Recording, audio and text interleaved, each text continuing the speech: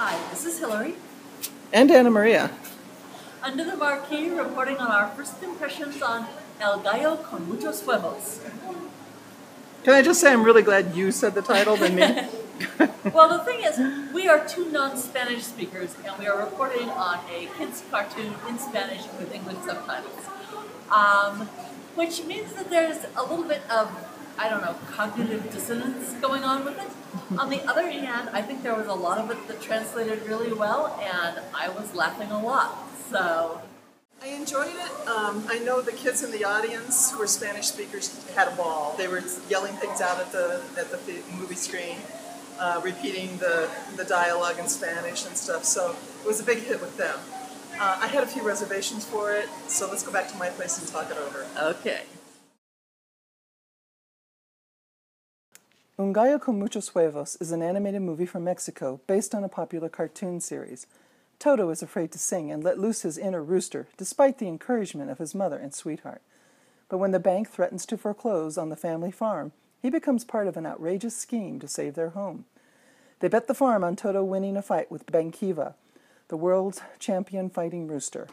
Toto and his friends hire an egg-cellent coach to train him how to fly and swim, because only a duck can beat a rooster.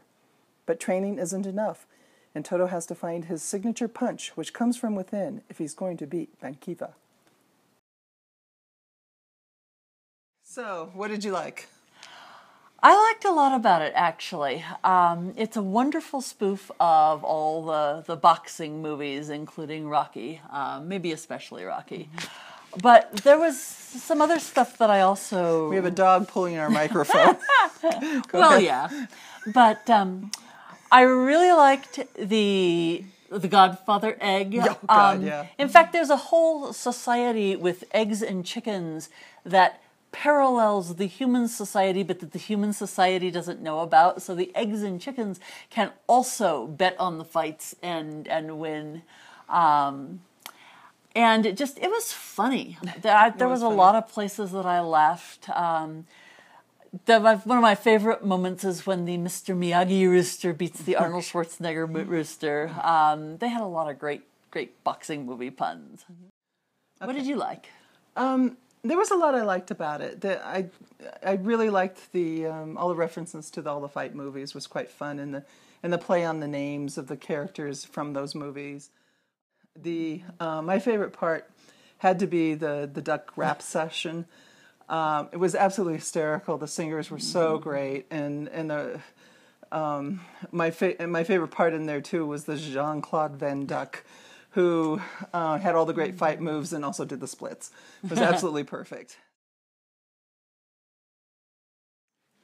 Okay, so what's your reservation?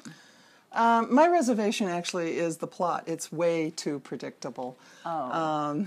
So yeah, you didn't guess it. No, I didn't, but you're not wrong. It was so predictable that it was kind of boring in that respect. The humor kept it going and saved it for me. But I also am concerned a bit about so many of the jokes were adult jokes, and I'm not sure if all the kids who aren't familiar with this particular cartoon series will enjoy it as much.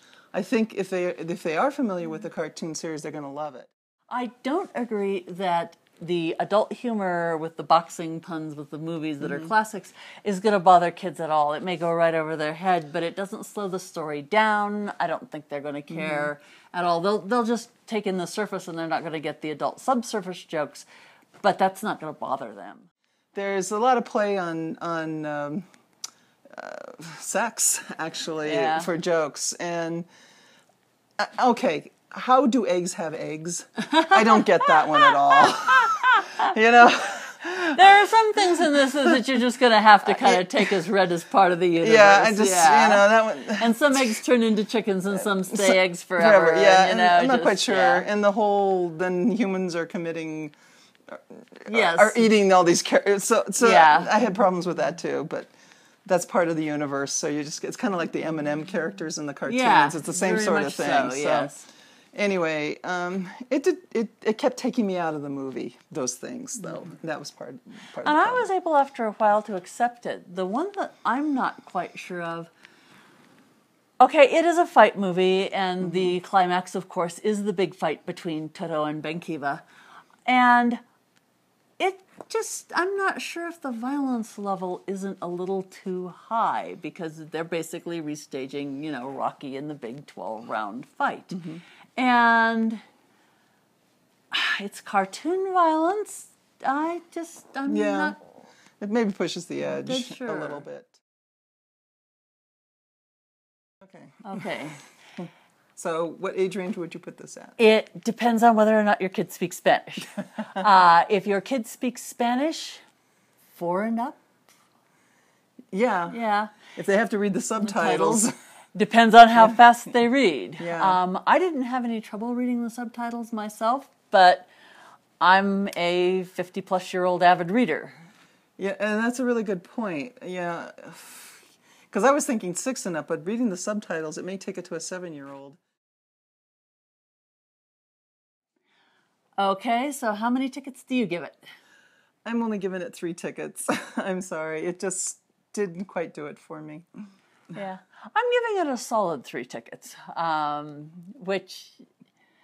So my 3 tickets aren't as solid as Well, your 3 tickets. You're the easy grader. You're the easy grader who gives everything a 4. I'm the hard grader, and I thought it was a solid 3 tickets, which is a I guess fun mine are movie. flimsy 3 tickets.